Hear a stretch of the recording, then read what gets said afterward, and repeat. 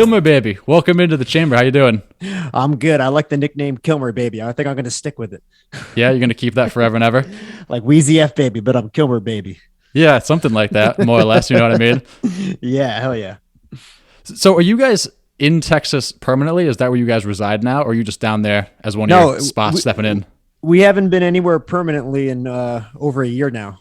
Probably about a year and a half. We left Los Angeles in 2020, and we've been moving around ever since. So we're in Austin right now. We were here like 6 7 months ago last year, and we just returned for a about a month and a half before we start tour.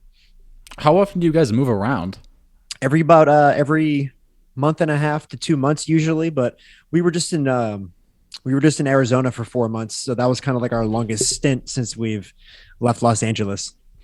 How is Arizona? It's great, man. It's like our second home. It's a sleeper. The Phoenix area, Scottsdale, it's a sleeper of a city. You'd be surprised how hot the girls are, how good the restaurants are, how good the weather is. If you're a golfer, best golf in the country. So it's a great place to live. Did you go to the Grand Canyon when you were out there, or you didn't get that far? No, we went up to Sedona, which a lot of people don't know about Sedona. It's towards the Grand Canyon, but it's a little quicker from the Phoenix area, about an hour and a half. And we shot the music video Mountains there, if anyone's seen that. And we also shot the music video for Real Things, which just came out on our Only Steve's platform. We shot that in Sedona as well. So we got to do a little nature vibe here and there. How long do those music videos take to record? Because I don't think people understand exactly how much time and planning goes into them. Because I can only imagine the amount of time and effort that go into them. We have a new kind of method with our music videos now. Mike's not really a fan of like staging stuff. Like most music videos, like you like stage it. You know what I mean? Like it's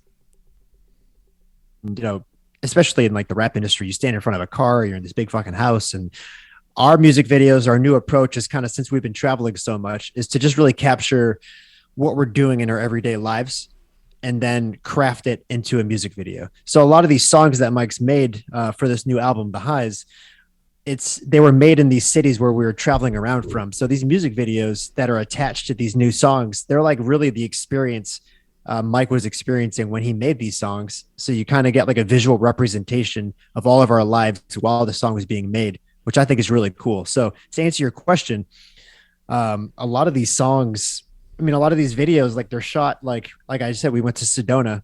We didn't really go there to shoot a music video. We went there to experience Sedona, but while we were there, we kind of just shot our experience there. And then that was the music video for Mountains. So some music videos, like, they're shot over the course of a couple weeks even, you know what I mean? Just sprinkled here and there. But then when we put them into a cohesive project, that ends up being a music video. So a lot of artists aren't really doing it that way, but that's something that we do.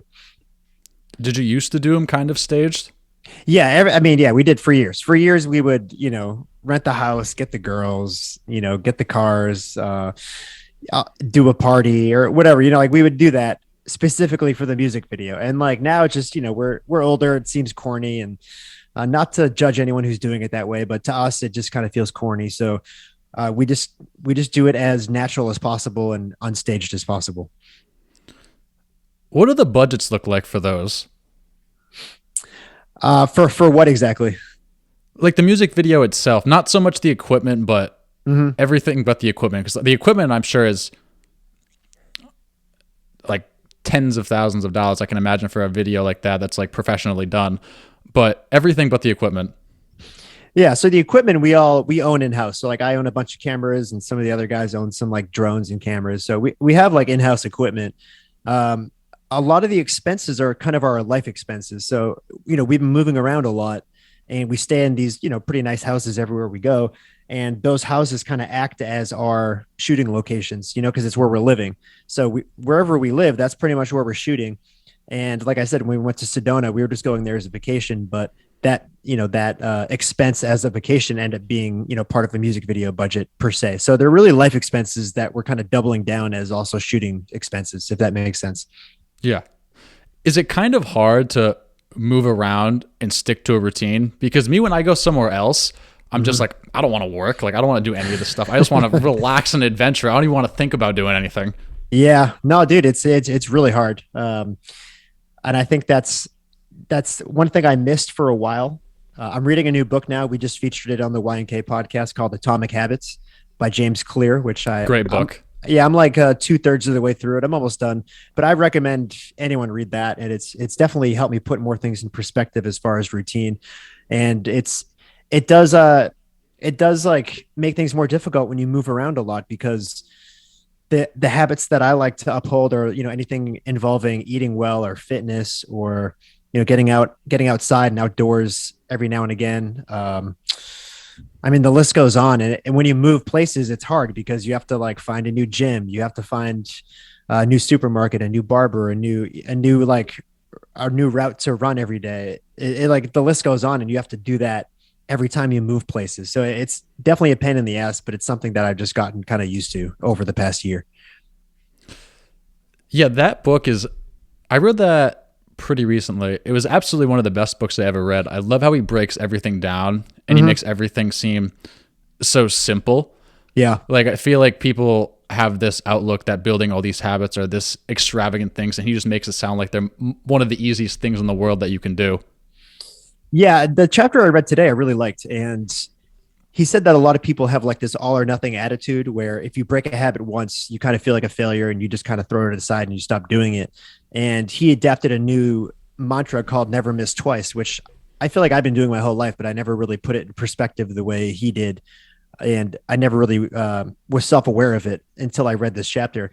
And basically it just means like, if you're on the path of a good habit and you break it once, that's fine. I mean, everyone breaks a habit once. You eat that slice of pizza, or you don't go to the gym, or don't get exercise for a day, or whatever it may be. But his mantra is never miss twice. So don't do it a second time in a row. And I feel like I've been doing that my whole life, because in the back of my head, I feel guilty if I kind of fuck something up 2 times in a row, So, Right. but yeah, the book's incredible. I recommend anyone read it. Why do you think people do that? Like, people will try to get into this new habit, they'll try to do this new thing, and then all of a sudden they break it once. Like, they have one cheat meal, or they miss one day at the gym, or whatever the case may be, and they just stop completely. Like, all right, well, I guess I'll try something new now. Like, rather than just trying to keep on keeping on. It's because we live in a world of instant gratification more than ever, with everything in our lives, everything's at our fingertips and happens immediately. There's a gazillion examples, it's, I mean, let's talk about when I was growing up.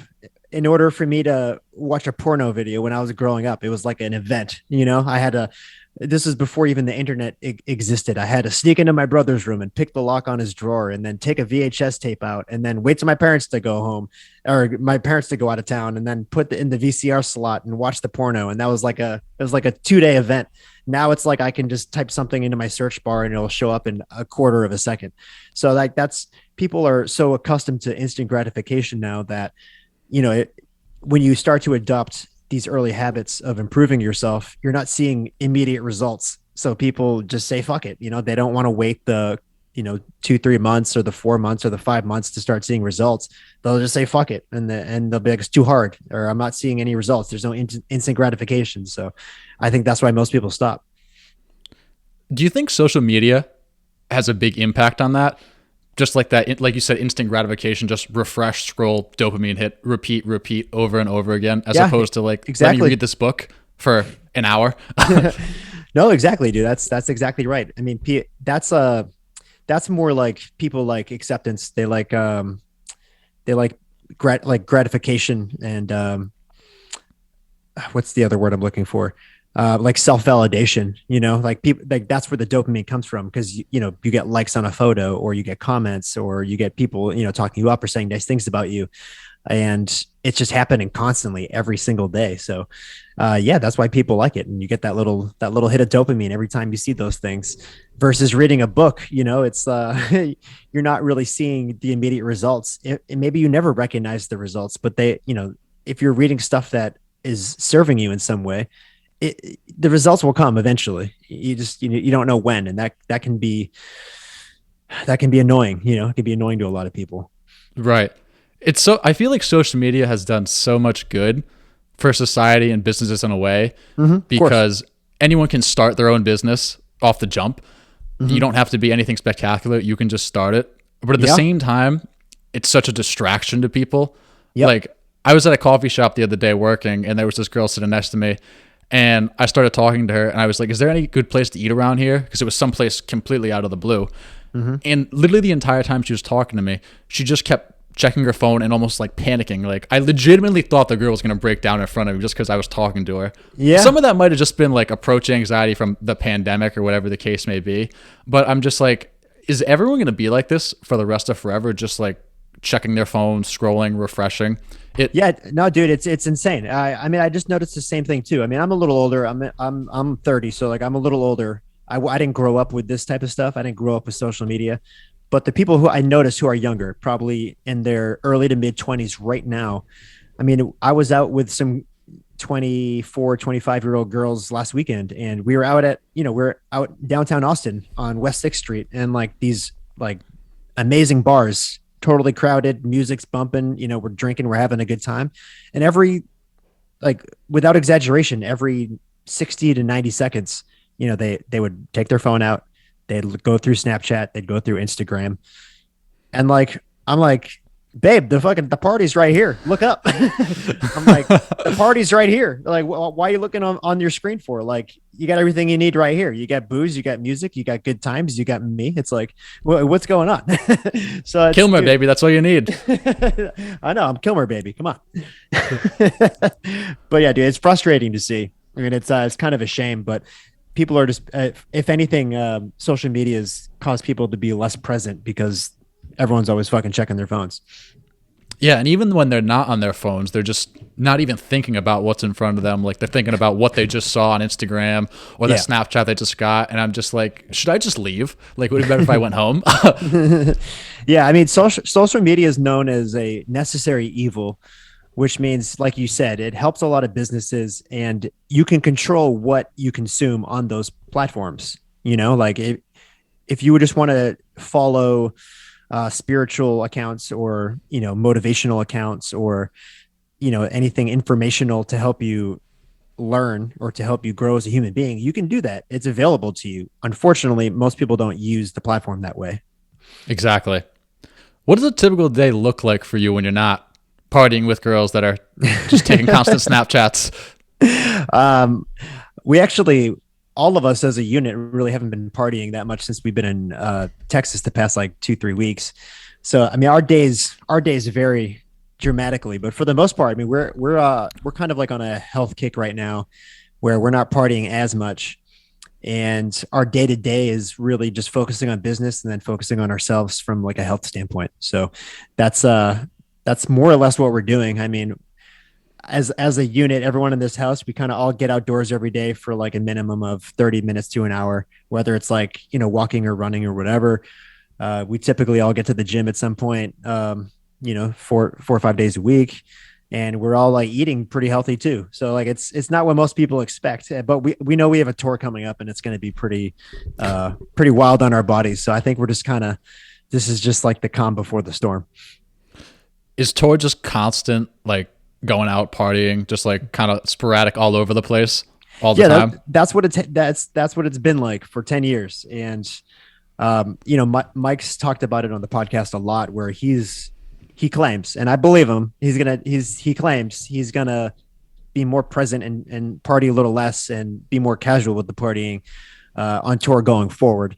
And it's easier said than done. Anyone who's been in our position, it's just so easy to let those temptations take over, because you go to a city and it's basically like a party's being thrown in your honor every single night, so it's easy to fall for the temptations of being like, oh yeah, let's go to the after party, let's have 1,000 drinks on stage, let's talk to these girls, let's do this, let's do that. So it's a lot of temptation, man. And it's hard to stay present in those times, because it's literally like you get to the next city and you start all over again, and all the days start to blend together, and it's hard to stay present. But I think that's kind of our goal. We haven't toured in 3 years, so we'd like to think we're a little more mature. We've grown a bit. So we'll see what happens this time around. Are you excited? Yeah, I'm always excited. Tour is like, it's insane. Like, people ask, the past 3 years, because of the pandemic, we haven't been able to tour. And I feel like a little piece of me has been missing on the inside because it's almost touring is almost consumed a part of my identity. I've, which I don't know if it's a good thing or a bad thing, but it is what it is. It's a thing. But since 2011, that's, 11 years ago, I've probably done 1,000 shows, and 750 of them have been with Mike. So it's when you do something that many times over the course of a decade, it becomes a part of you slowly. So not doing it for 3 years, it's definitely it's been a little sad, but that's why I'm excited. I'm excited to get back into it. How long did that kind of take to feel like you really missed being on tour? Did you feel it like the first year or just initially, or just kind of recently were you more like, you know what, I'm ready to get back out there and do it again?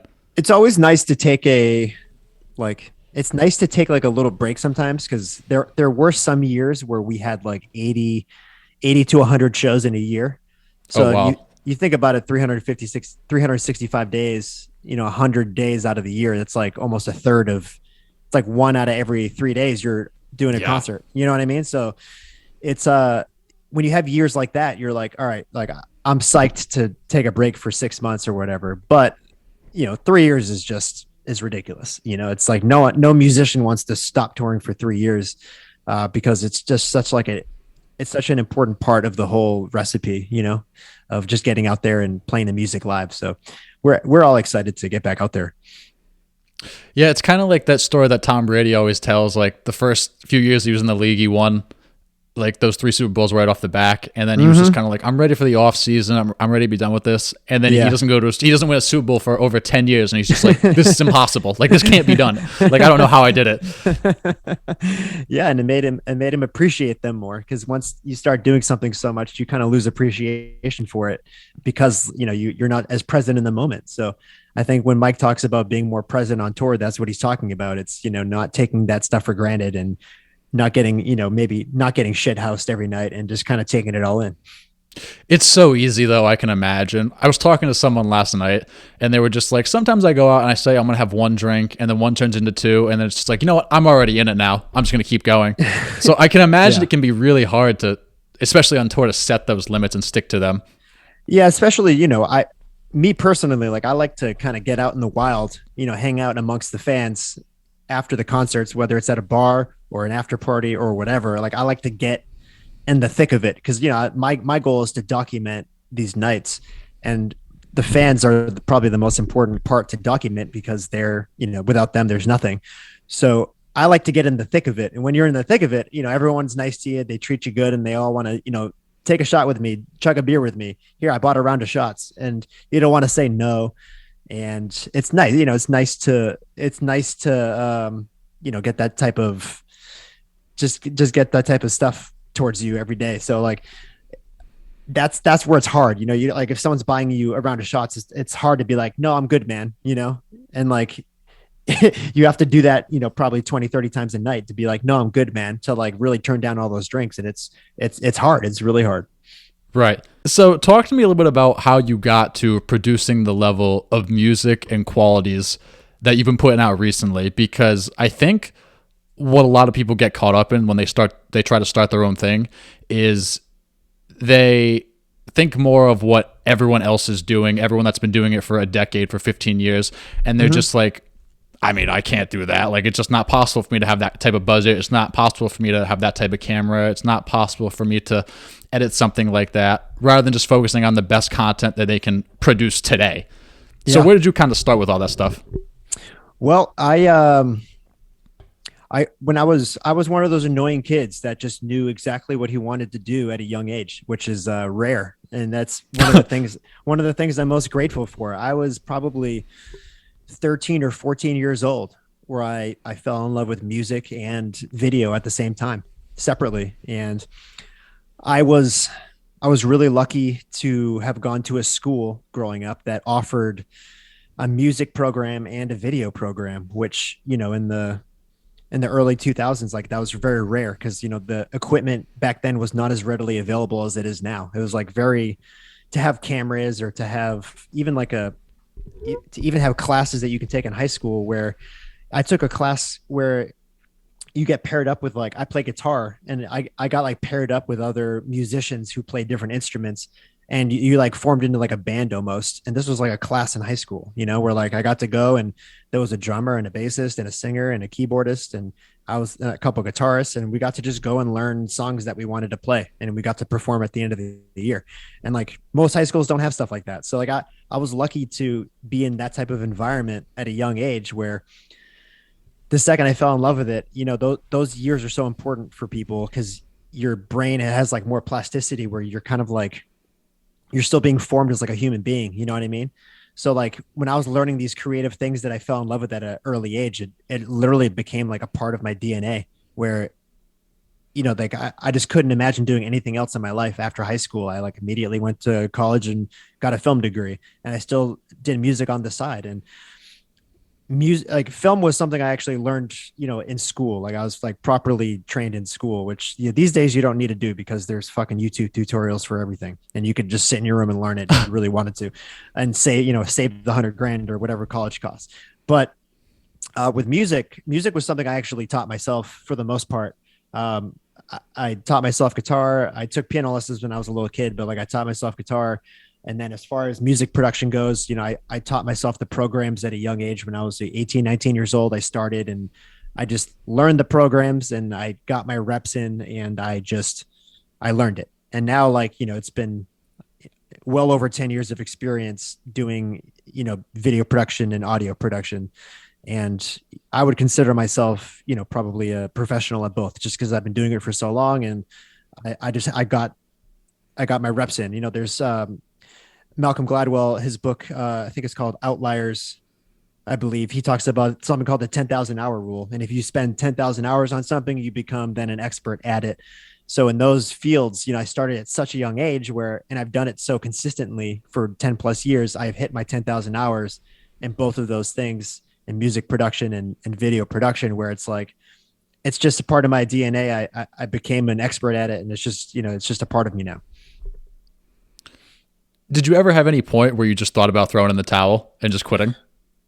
No, there like it wasn't an option, and it's hard, dude, because I graduated college, and I immediately moved to New York City with my best friend at the time, and my goal was to just work for myself and make money any way I could to make rent every month. Like that was just my only goal, and you know some months were harder than others, but I mean this was a long time ago where like you know rent was a lot cheaper in New York City and you know I was shared we were in like a rougher part of town and you know it was a 3 bedroom so like I you know I it wasn't like I was paying a fortune for rent, but again like I it all started and ended with me. I woke up every day and it was like, all right, how are we going to make rent this month? And that's what motivated me to like one stick with it, and but two it also forced me to kind of prolong learning the specialized knowledge that I know today, where I didn't just stick with one thing.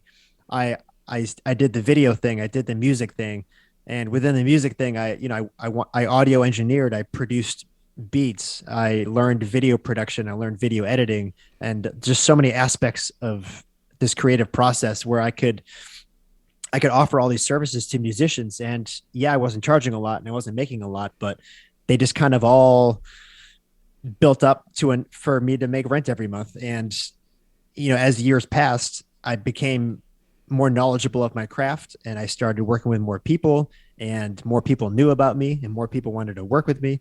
And I worked with bigger artists and it just was a snowballing effect. And it all started with just like trying to make rent every month and just getting my reps in every day. I feel like you hear a lot of stories about people that are really successful about how they bet on themselves. You know, some people took out crazy loans, some people really went all in, all these things. Where do you think the line is with that? Because although there's a lot of people who that works out for, which is awesome, Yeah. there's also a lot of people who that doesn't work out for. I was listening to a Rogan podcast the other day, and that guy, Mr. Beast, was on there. I don't know if you ever Yep. watched any of his videos, but he said he had a friend who took out a $50,000 loan, went all in on YouTube, really tried to create great content, produced great videos. His channel never took off. Now he's just 50 grand in debt.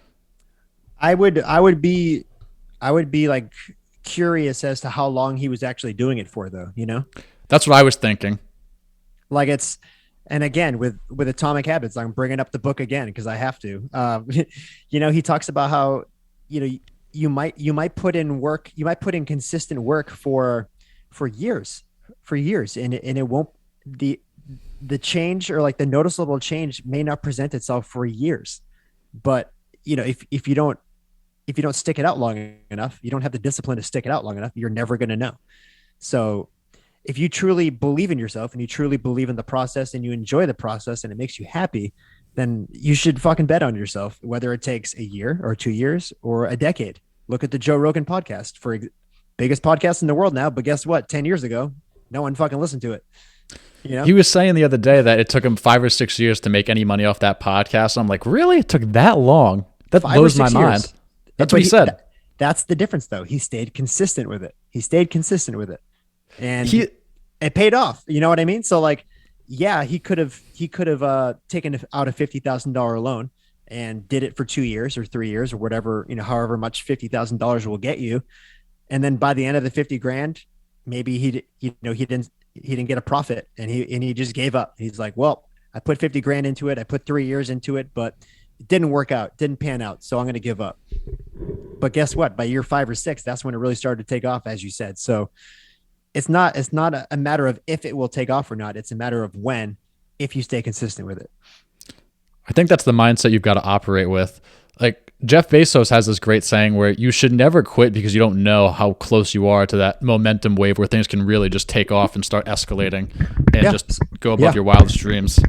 Sometimes it's just one thing that takes place, one event, one person to see something that really like believes in you, to be like, wow, this is great. And then that's the person that takes you to the next level. Like, you really have no idea. But it all comes down to not just discipline, but what I try to preach is that it's not just about the end goal. It's about the process itself. And if you enjoy the process itself, then it doesn't matter. It doesn't matter, quote unquote, making it or any accolades that you reach. It literally doesn't matter. It's about, while you do it, are you enjoying it or not? Do you like to wake up and are you excited to do it? So like, that's really what all it comes down to. If the answer is no, if you start to not like it, then you probably shouldn't be doing it. You should just pick something else that you like, What do you say to people that are doing something that they love doing, but everyone around them thinks it's stupid, or everyone around them is just not interested in it? Yeah, that's environmental programming is a huge thing. And a lot of people preach being surrounded by people that help you succeed at what you want to succeed at. And it's about being around like-minded people. There's the saying, your vibe is your tribe, So like you if you're surrounded by people that's not helping you serve, what you want to accomplish and what you want to succeed at, then guess what? It's usually within your control to be around different people. And it's tough when you're young, because like you can't pick your family. And that's the toughest part. And another thing that I'm super grateful for is, like, I just had a family that supported my dreams, supported me no matter what. And I know that if I didn't make rent in those early months, I could have told them, hey, I need some help. And they probably would have helped me, and there probably were a few months where they actually did help me. And those are like really early years. And a lot of people don't have that. A lot of people have parents that are like, no, you got to be a lawyer. You got to be a doctor. Or you got to, follow my footsteps in this construction company, or that, they don't let the kids choose for themselves and they don't support them. So that's something that's really tough. And but if you're old enough and you can make your own decisions and you can pick who you're surrounding yourself with, then it's on you, man. It's on you to be around like-minded people. And again, like I've always gravitated towards like-minded people. I mean, that's why I've been living and working with Mike for 5 or 6 years, because we all have the same exact goal. We all want to achieve the same thing, and we all work together to achieve it. And we're all in the same exact mindset every single day. So, there's that old saying, show me your 5 best friends and I'll show you your future. And I fully believe in that. What is that other saying? If you're the smartest person out of the 5 people in the room, you're in the wrong room, or something like that. Yeah. If you're the smartest person in the room, you're in the wrong room. Yeah. Exactly. Yeah. No, yeah. I believe that too. I totally believe that too. It's about surrounding yourself with people who would challenge you. That's really important. I think that's something people don't do enough of in life in general is challenge themselves. In physically, mentally, I feel like people get very complacent very easily and they just don't have a desire to strive for more. And I think that leads to a lot of this kind of lack of purpose you see from Mhm. people sometimes. Yeah. Yeah. There was I recently, and to add on that, people don't challenge themselves because they don't like to fail. Failing sucks. And when you fail, typically when you fail, you have the mindset that, you know, I fucked up. Yeah, I can't do this. Self doubt, immediate self doubt comes flowing in when you fail at something. And I recently watched a TED talk. I don't watch many TED talks, but this one stuck out to me when I was on YouTube. It was a TED talk about a guy who went out of his way. He did a 100-day challenge to fail at something every day for 100 days. And it was little things. It started with little things. It started with like going up to a stranger and asking for $50. And of course, a stranger would be like, no, I'm not going to give you $50. But he said throughout the act of failing, he started to he started to like he started to like change his one mindset from failing. Like he became desensitized to failing, but then he started asking questions to people who were denying him as to why they were denying him. And he started to realize that we make up in our heads why we fail at something. We think it's because we're not good enough, but really, like, say you're trying to get into sales and you're trying to sell something to someone. You don't really understand why they're saying no to you until you ask them. And a lot of people don't ask. If you get turned down for a job, or if you don't get that sale, or whatever, if someone just tells you no, you're at a bar, you're trying to get this girl's number, she tells you no, you just start to have self-doubt, and you start to think you're not good enough because you failed. But if you start to ask questions like, why didn't you give me your number? Or why didn't I'm just curious, why didn't I get this job? A lot of the reasons are kind of out of your control. And a lot of the reasons aren't because you're not good enough, but it's because some other reason. And when you get that in your head, that, you no longer have self-doubt when you fail, then you start to challenge yourself more. And then you start to escalate. You start to escalate more because you're not afraid of failing.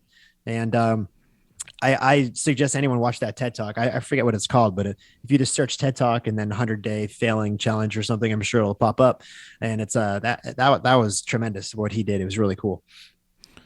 What are some of the things you've failed at when doing that you think you've learned some of the most valuable lessons from? I was um well, pretty much every major relationship I've ever been in, I failed at for obvious reasons.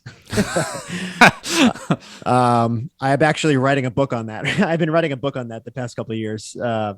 More or less like a journal of my life. And like being, on this whole wild ride of going on tour and the partying and the girls and, this lifestyle, and then battling that with trying to be in meaningful relationships with a girl. That's been quite the learning experience. And, that's one. And then two is money management. I wish I could go back and manage my money.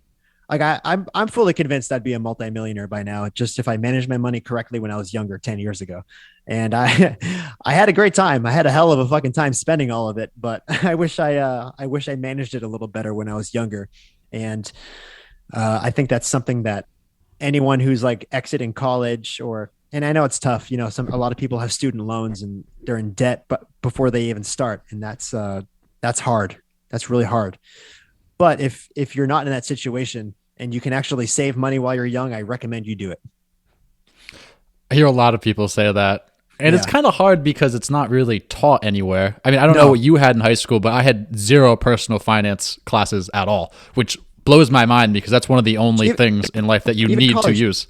if you get a little, like, if you get like, when you go to college, you have, classes for your major, but then you have your core curriculum.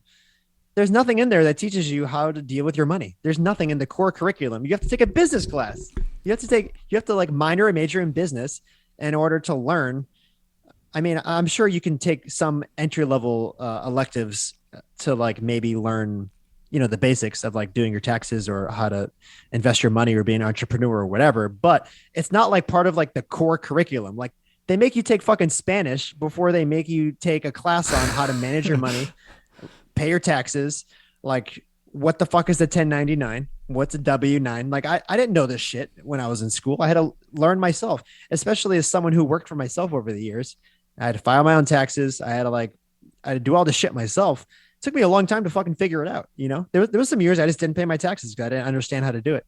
Uh, and I fell into some trouble there. And I just kind of wish I took time to learn it, but I also wish that, I went to the school that I paid money to go to.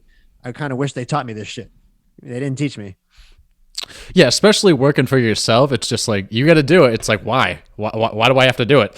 Like, who's making me do it? And then you find out, obviously, why you have to do it. But you're right. There's like no, not even college. This should be taught in like high school. Yeah. Like, you know what I mean? Like, that should be a requirement to graduate high school. At the end of the day, I feel like investing, retirement accounts, taxes, especially, all these different things. And it's just not taught for one reason or another. Yeah, even just proper investing. I mean, talk about having everything at your fingertips these days. I mean, I might have invested if I had something like Robinhood or any of those other simple the things that simplify investing, which didn't exist really when I was younger. And now it's like, Robinhood is like the easiest thing to use on planet Earth. It's easy to electronically transfer your money in there. It's easy to buy stock, sell stock. It's like I just wish that type of stuff was available to me when I was younger, which it's not an excuse because I probably would have blew my money anyways again. Um, but it's just like there's really no excuse now. There's no excuse now for young people not to save money, to invest their money wisely, and just have that compound interest over the years. Where in 10 years, 10, 15 years, if you save your money, like it's gonna go up a lot. It's gonna go even if you're not that risky with it, it's gonna go up a lot in 10 to 15 years versus spending it all and not having it at all. I'm reading a book right now called Die with Zero. It's a very unique concept. It's about how Yeah. you should invest in more experiences and stuff when you're younger, because when you get older and you get to this retirement age, it's not really going to matter because your health might not be up to par, or you might not make it that far, or you don't Yep. know what's going to happen.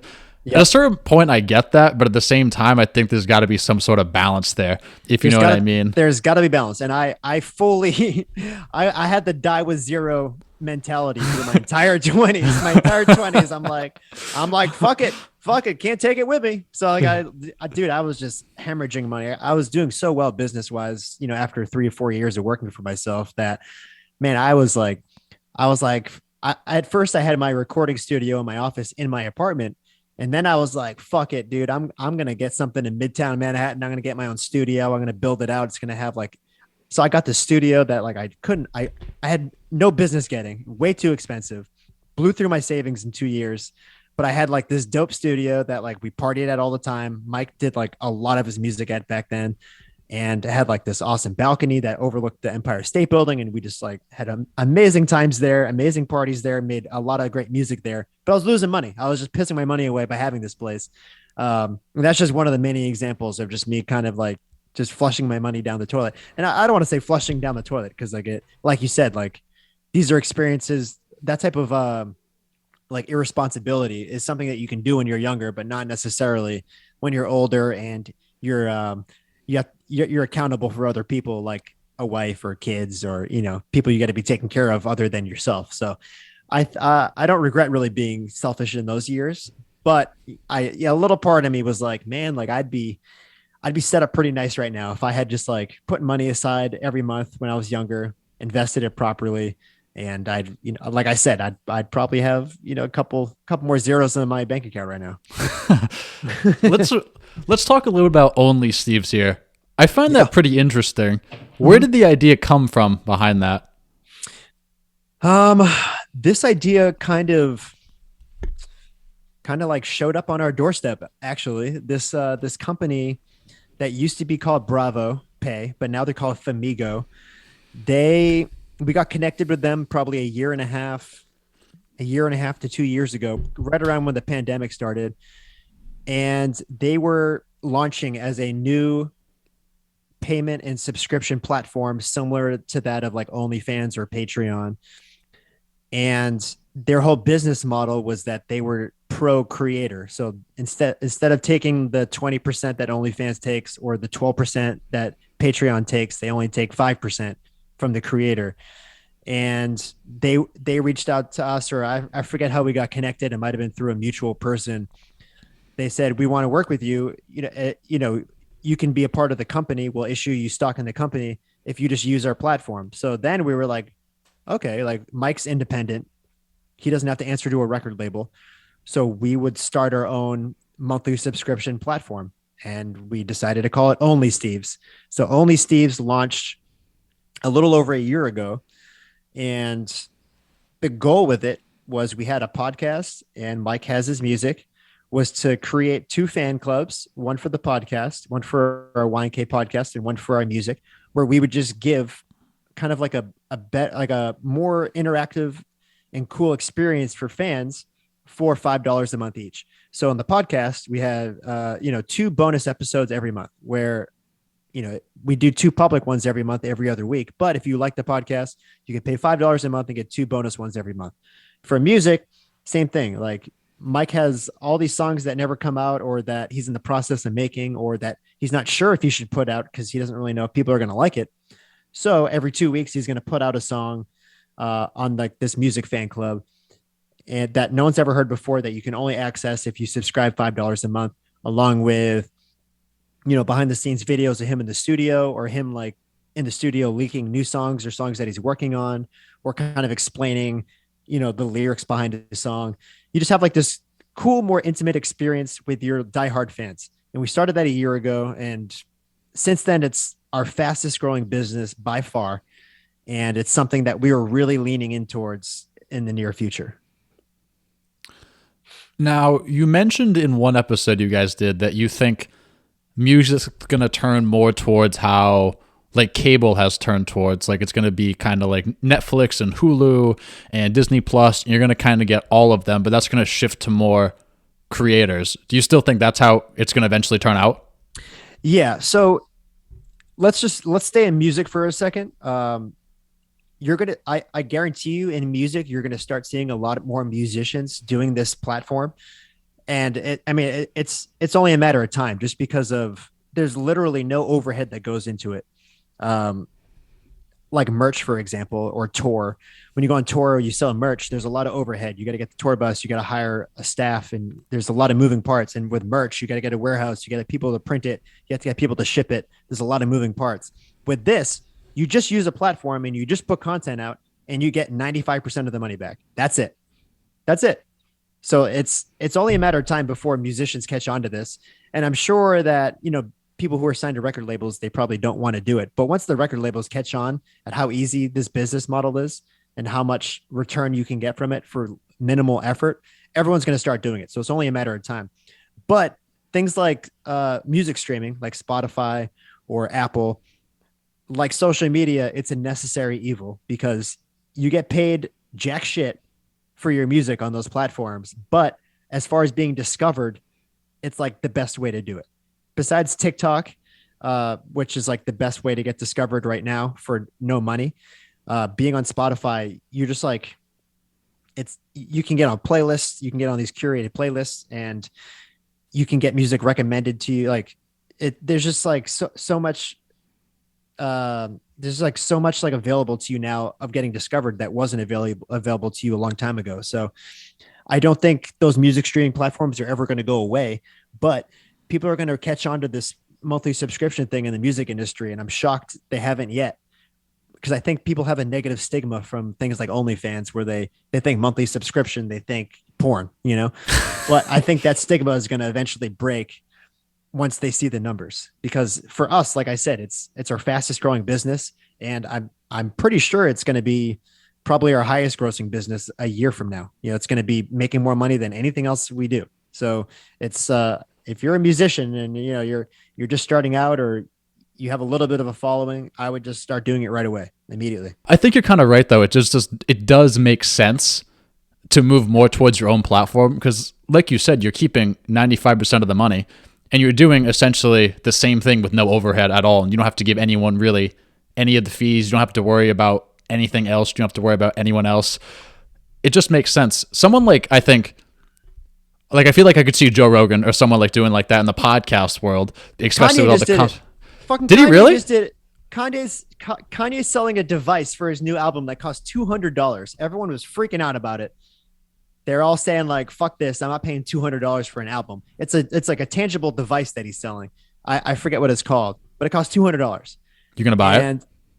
No, I'm not. You I thought like about it. I like Kanye, but not like I wouldn't consider myself a diehard Kanye fan. And the whole point of this business model is not to go after the people who are just casually fans of you. It's to go after people who are true diehard fans of you. So probably your top 10% of the people that really love you, they will pay that.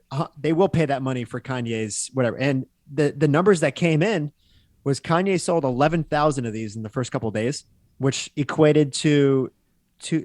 $2.2 million he made in a couple of days. Wow. And all he had to do was sell it to 11,000 people. He made $2.2 million. That's crazy. Think about that for a second. He made that in a couple days. In a couple days. I wonder how long it took the product to be finalized. Oh yeah, I have no idea. And that's not like a proper example because it is a tangible thing that he's selling. But the point of it is that he's not going after the masses. He's going after the top. In this case, he's going after like the top 1% of people that really love him. And he made just as much money as if he just put his project out on Spotify and got the streaming revenue from that same album. He probably made more money doing it this way. And it's people are going to realize that it's no longer about being famous. It's about finding that top 10% of people that really love you and only serving stuff to them. Because those are the people that are going to spend the money to pay it like a subscription or pay for some stupid device that has your album on it or whatever. So I think that's going to click. That's going to click soon because fame like doesn't mean anything anymore. Like there's so many people on Instagram that have 1 million followers that I've never fucking heard of in my entire life. And by anyone's definition, you would call them famous. But I have a metric that I came up with called the t-shirt metric. And it doesn't matter how many followers you have. It's how many t-shirts you could sell to people. And t-shirts is just like a unit. It could be anything, but I'm just using t-shirts as an example. So like Mike, for example, has 350,000 followers, give or take. I think 380,000, whatever. He can sell a lot more t-shirts than a lot of people with 1 million followers on Instagram because he has more people that really fucking truly care about him. So like it's no longer about getting followers or getting quote unquote famous. It's about acquiring and building a real grassroots fan base, which takes time. It's not overnight. And a lot of people don't realize that, but it takes time. And the more people that really, really care about you, the more profitable and successful you're going to be financially as a creator. I think it's a great point because I do notice that now that you say that. I do see so many people on Instagram that have millions of followers. I'm just like, I've never heard of you, and I don't really care who you are at the end of the day. And I bet they can't sell t-shirts. Probably not. Because no one gives a fuck about them. And right. But like, that's why OnlyFans is such a huge thing because it's like hot girls had no way of making fucking money. Like before OnlyFans, like how if you're just a hot girl, like how would you make money? Like what you could be a model, I guess. But if you don't really cut it in the modeling industry, what are you going to do? Just start making pornos? Like it was so like such a terrible stigma to like being porn, 10 years ago. And now it's like, if I'm on TikTok and I see a hot girl, there's a 50-50 chance she has the OnlyFans that I can see her boobs, like, yeah. It's like literally it's a 50-50 chance. So like being a quote unquote, pornographer is like, it's no longer like people are desensitized to it. It's just like everyone's getting naked now. And if you're a hot girl, like you can get on OnlyFans, you can start an account and you can monetize. And that never used to be the case. And it clicked in that industry, but it has not yet clicked in the music industry, but it will very, very soon. Like I can promise you that. Let's talk about the podcast now, both your new podcast that you just came out with and YNK. So starting with YNK, where did that idea come from? Why did you guys decide to start that? I know like in 2018, we did a random interview with Mike and Marcus Stroman. And as you know, Mike and Marcus are really close friends, since college. And they just did a random, I guess, I don't know if it was meant to be a podcast or just an interview, but we shot it and we recorded it and we put it out. And we didn't do anything in the podcast world for like another 6 months to a year. I think we didn't do any other episodes. We just had that one out. So I think we kind of flirted with it. And then, I'm not going to say we were like really, we weren't like insanely innovative with wanting to start a podcast in the sense that podcasting just started to become really popular in 2019. I don't think it was really hitting its peak yet. I mean, it's probably at its peak right now, but people were like a lot like podcasting was becoming really popular. Like Rogan in 2019 was really popular. We watched a lot of it. I think podcasting as consumers, podcasting just became part of our lives of just like listening and watching it. So I think that's where we were like, we need to start one. You know, like we did this one interview with Marcus and like people really liked it. We're just going to start doing one. And we started doing it weekly. Right now we do it bi-weekly because we have the premium one through Only Steve's, but we did it every week starting in 2019. And I want to say in the music world, besides like Joe Budden, Mike was probably one of the first like bigger artists to start a podcast. He's probably one of the first big musicians to do it. And it just became insanely beneficial for us because I don't know how long you've been a fan for, but in the early years we had a YouTube series called Touring's Boring, which was us like on tour. It's like a web series of us on tour, and it kind of gave people like an inside look at who we are as people, and that's what kind of made us have a more diehard fan base because the fans felt like they knew us because we put these like vlogs out before vlogging was even really that popular. And then we stopped doing it for a while, and we kind of had that void where like, yeah, Mike was putting out music, but no one is really seeing like an inside to like who we are as people or who Mike is as a person. And when we started doing the podcast, you have now this like hour long conversation happening every week where people can tune in and really find out who we are as people again, you know? And that's again how you grow really diehard fans. So that's kind of what fueled us to keep doing it, and we're still doing it today. We're really close to hitting 100 episodes. So it turned into something that like is like almost a necessity for us, and we love doing it. It's just the fans love it, we really love it, and talk about consistency. I mean, that feels like the most consistent thing we've like ever done in our 10 years of working together because it's hard, you know, doing something weekly like that for years. It's really hard. It's really tough doing it at like, I'm not saying like we have the best produced show in the world, but it's pretty high production and it's like, it's a lot of man hours. And it's a lot of work every week. And, but it's a necessity and it's something that we really love doing. I like how it has more of a Rogan-esque vibe to it, where there's like some joking around, there's some screwing around, but there's also good value in it as well. Yeah. Like, I feel like if it was just kind of, I don't know, I guess if it was just like more screwing around, like no value, I don't know if as many people would like it, but you guys screw around and then you'll bring up like Atomic Habits or you'll bring up something spiritually or something like that I think a lot of people might be struggling with and a lot of people get value out of, which I think is awesome. Yeah. You have to be authentic on it, you know? And I think once Mike started letting me being a part of the show, that's where, that's where the laughs start coming in because like, you know, I like to keep it light and, I'm pretty transparent with my life and everything that happens in it. So like, you know, if I go to the bar and I shit my pants, guess what? I'm going to talk about it on the podcast the next day, you know? And for me, it's like therapy even, you know, like if I'm having something I'm struggling with and, you know, the things I struggle with are generally pretty comical compared to the stuff that Mike struggles with, which, you know, he likes to talk about a lot as well, which, you know, it's why he became a little more spiritual these days and why he does things like journaling and what's it called? Meditating. Meditating. Yeah, exactly. So that's what's kind of given the show a lot of balance, like you just mentioned. But yeah, I mean, Rogan's is the same way. And he definitely inspired us to probably start podcasting in general. And he just has like, I think it comes down to authenticity, really. If you get on there and you're real with people and, you know, you don't come off like you're being fake in any way or inauthentic in any way, people are going to like it. What about your podcast? What made you start the Morning Power Hour? Yeah. So just to clarify, I know technically it probably is a podcast, but the format of it is like a morning radio show. So like, I didn't want to do my own podcast because I'm already on one and I love doing it. And I would never just want to replicate the same exact thing with myself because what's the point of that?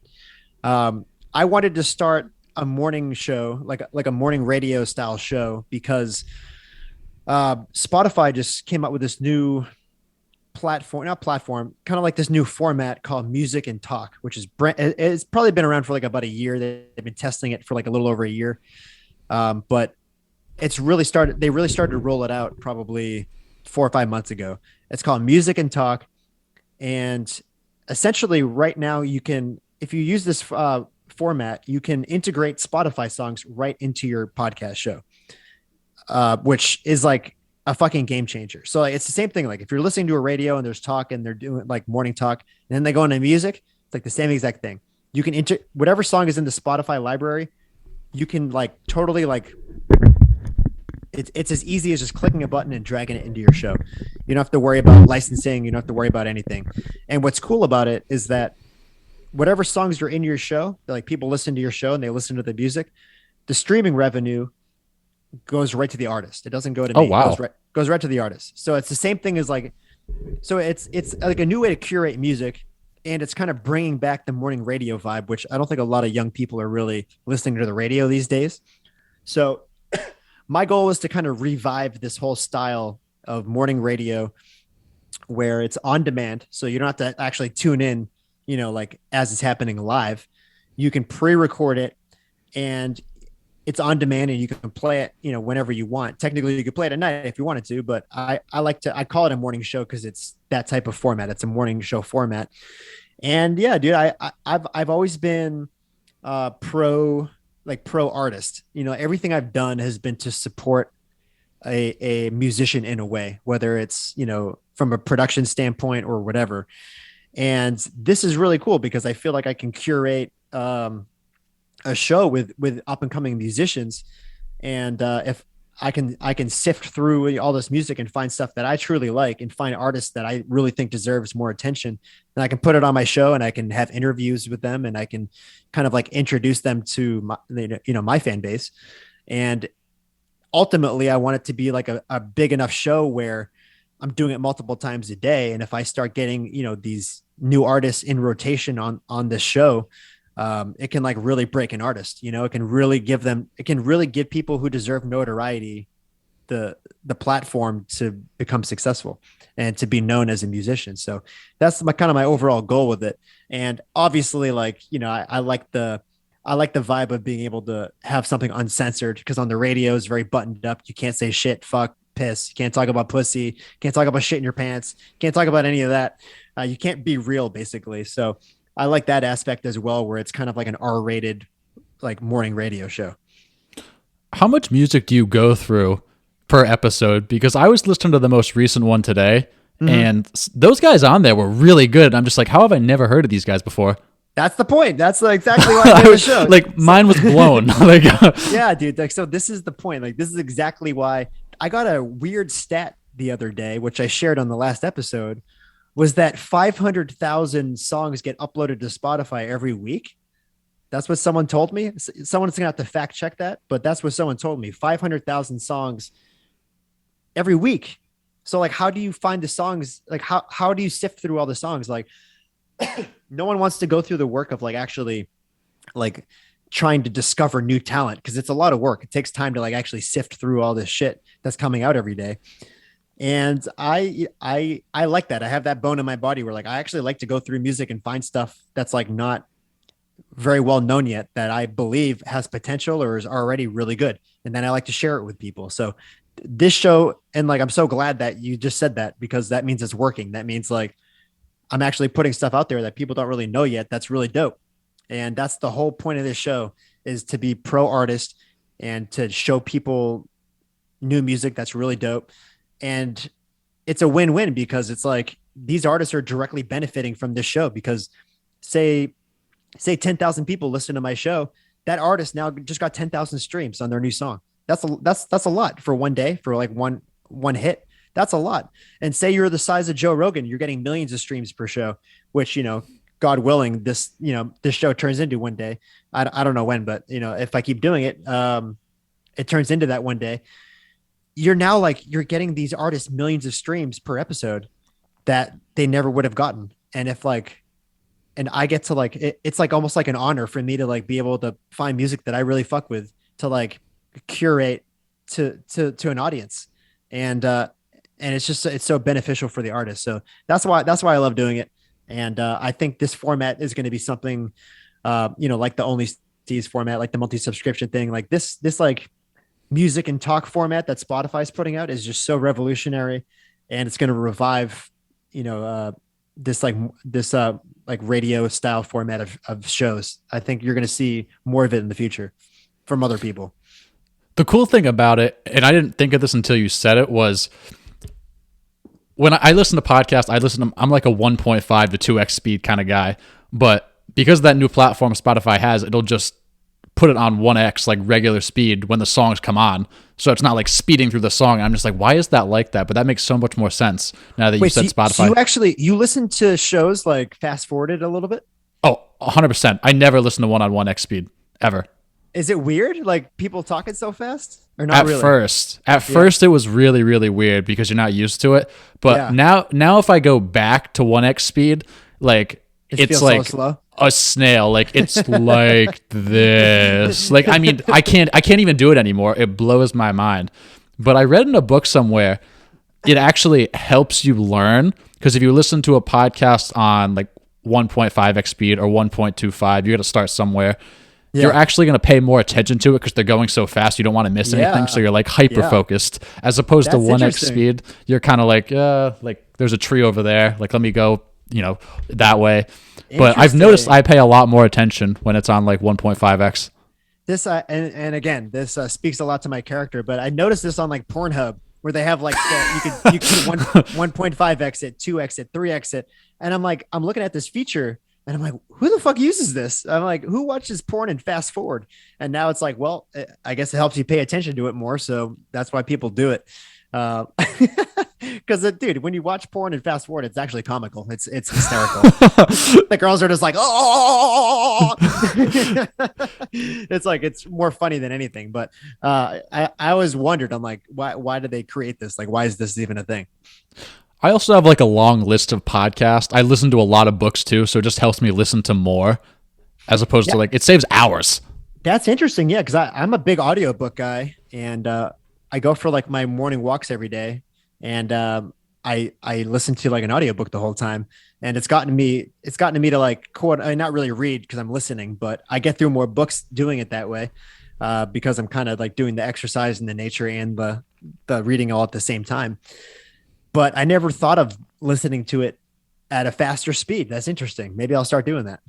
You'll probably find at first it might be like way too fast, but you catch up to it. A good rule of thumb is make it so you're like 10% uncomfortable. Yes, yeah, that's crazy, because I use the Audible app, which is by Amazon, I believe, and they have it right here. You can do 1 times, 1.1, 1.2, 1.3. It goes up in 0.1 increments all the way. Yeah, they make it really gradual for you. All the way up to 3.5. So that's crazy. Maybe I'll start with like 1.2. You think that'd be a good starting point? Yeah, usually 1.2, like definitely you'll still be completely fine. And you'll find you'll be able to move up pretty fast. Once you get to like 1.8, 1.9, it might take a little bit longer, because then people are really talking fast. Yeah, what was I going to say? I'm gonna get through so many more books now. It's crazy. Yeah, it'll also probably depend a little bit on the book too, because different people talk at different speeds. True, but yeah, you're right. Some people read their books really slowly, really slowly. 100%. Yeah. So, man, thank you for that tip. I'm gonna start using that, because people think I'm crazy. I'm probably gonna already be accustomed to it, because when I edit our YNK podcast, I edit it and fast forward so I can do it more quickly. Like I've gotten to the point where I don't really care what people are saying per se. Like I still listen to what they're saying, but it's more about like cutting the camera angles to like whoever's talking. You know what I mean? Yeah. So like I do a lot of it in fast forward, where like if someone's like nearby me and they're listening, they're like, "What the fuck are you listening to right now?" Because it's just people. I think I do it in like double speed, so like ×2, and I'm like, "Oh, I'm just editing." They're like, "How is that not driving you fucking nuts right now?" I'm like, "I don't know." That's so funny. I don't know, but I do it that way because I can edit it twice as fast. I can do it twice as fast as if I just press the play button. So I get what you're doing over there. All right, a couple more quick questions for you before I let you go here. So, throughout the whole time you guys have been going on this entrepreneurial journey, Has there ever been a point where you've kind of been like, maybe this isn't going to work out. Maybe we are going to have to go back to a 9 to 5 or go to a 9 to 5 and kind of work from a desk. Have you ever had that scare, or has there ever been any dramatic moment where you're just like, oh shit, we might be in over our head here? No, man. I mean, we've all felt, in over our heads on numerous occasions, numerous occasions. Cause I mean, when we were, I started working with Mike like almost right away. And cause I started, I graduated college in 2010, and then I started working right away. And I started working with Mike in 2011, and we started touring in 2011 because he didn't get huge, but like he got well known enough in the beginning, the first year, where we could go on tour and play in front of 100, 150 kids anywhere we'd go, which is usually at like a shitty bar or whatever. But we were independent, and we're still independent today. But back then we were young and stupid and inexperienced and independent. So we didn't know what we were doing. So in those early years, we didn't think about quitting, but we were in over our heads in the sense that, especially on tour, we were just in a suburban, or like in an SUV most of the time, just packed in with all our shit, just driving from city to city. And when you're doing a show that small, like you really only have to worry about getting to the city on time, doing the show, and then collecting the money at the end of the night. That's really all you have to worry about. And you'd think it sounds easy enough, but it was very difficult for us because we didn't know what we were doing. We're getting fucked up everywhere we went. We were getting fucking hammered everywhere. And we had we'd never done this before. We had no authoritative figure or anyone from like a music label with experience telling us how to do this or to hold us accountable. It just started and ended with us. And that's why our web series Touring is Boring was so funny, because I was videotaping this entire thing of just us fucking up all the time, of us being in over our heads. And it was funny, man. It was really funny. But never at any point for me or for any of these other guys did we think we're going to give up. I think that's just the mentality that we have. And then Mike has from being an athlete, probably, where he just had like that chip on his shoulder where he's like, I'm going to do this, no matter how much work it takes, I'm going to do it. I'm not going to quit. So, and I had that same bone in my body as well, where like, no matter how hard things got. And like I said, I was very lucky, I was very lucky that I had parents who like was actually like supporting what I did versus being like, no, you should be doing something else. So like I was in that environment of having parents who like actually believed in me, and then being around like-minded people, never for 1 second did I think I need to pack this up and do something else. Not at all, ever.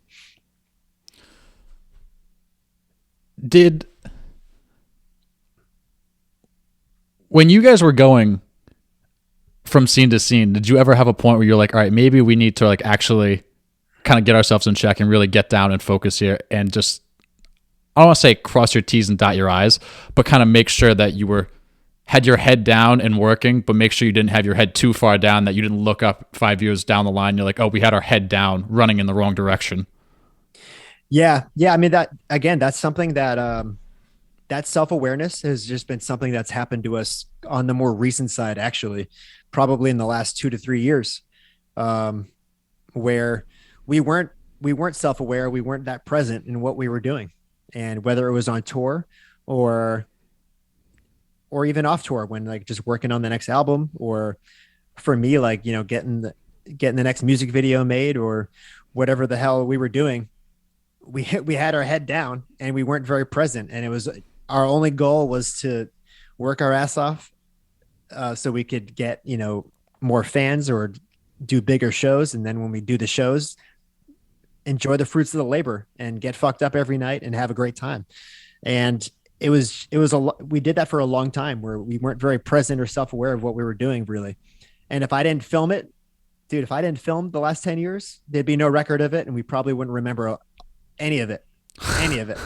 Like we did a TV show in 2016. And like, I love that we did that, because I can like look back now and like watch that and be like, wow, that was our life in 2016. Like I wouldn't have remembered any of this because I wasn't really present at the time. I was just getting fucking hammered every night and like having a blast, which is fine. But now it's like, we've done it for so long, where it's now about searching for that balance, like you just mentioned, of yes, keeping your head down and working hard, and having a good time, but also stopping, like taking a breath and looking around and being like, wow, like this is really great. Where we are right now in this moment is really great.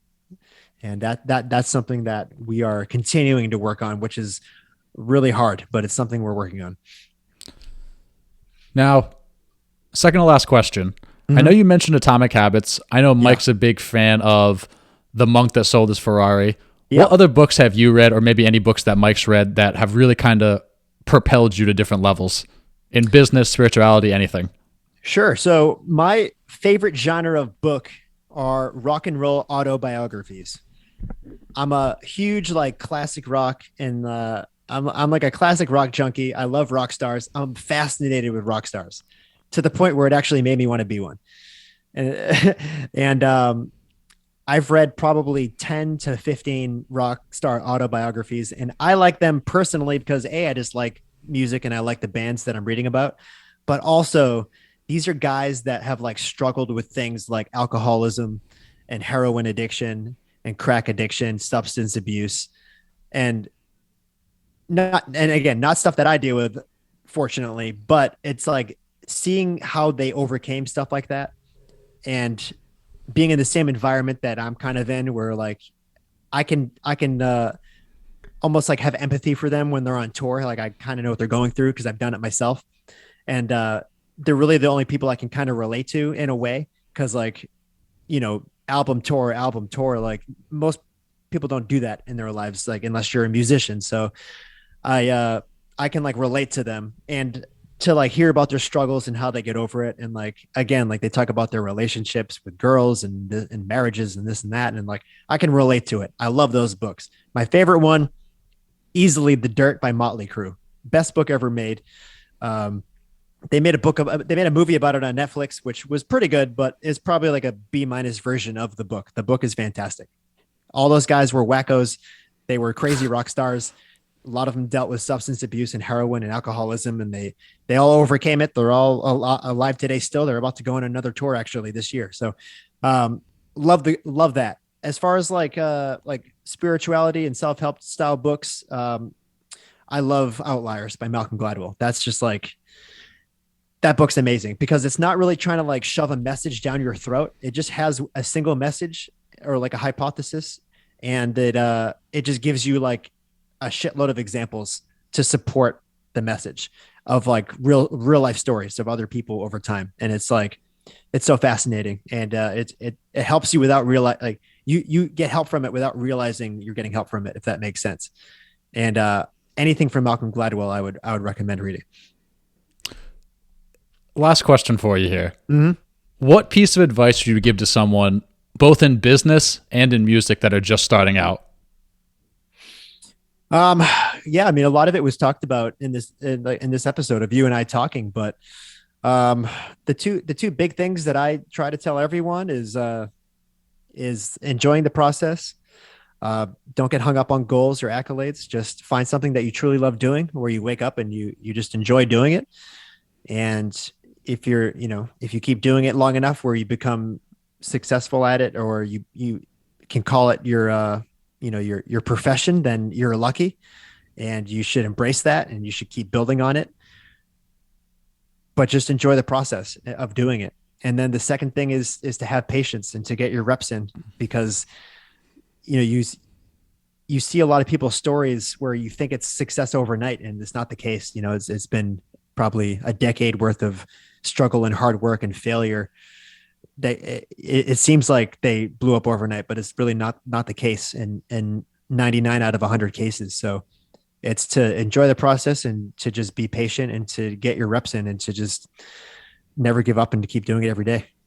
That's it. Kilmer, thanks for doing this, man. I really appreciate it. This is an awesome conversation. Where can Yeah. people find you if they want to learn more about you, if they want to check out your podcast or anything like that? Yeah, I'm at Jon Kilmer. There's no H, just at Jon Kilmer. And we have the Y&K podcast, and you can check out my other morning show, the Morning Power Hour, which is every Monday morning on Spotify. All Kilmer stuff will be linked down below in the description. Thanks again, Kilmer, for doing this, and thanks for listening, everyone, and until next time.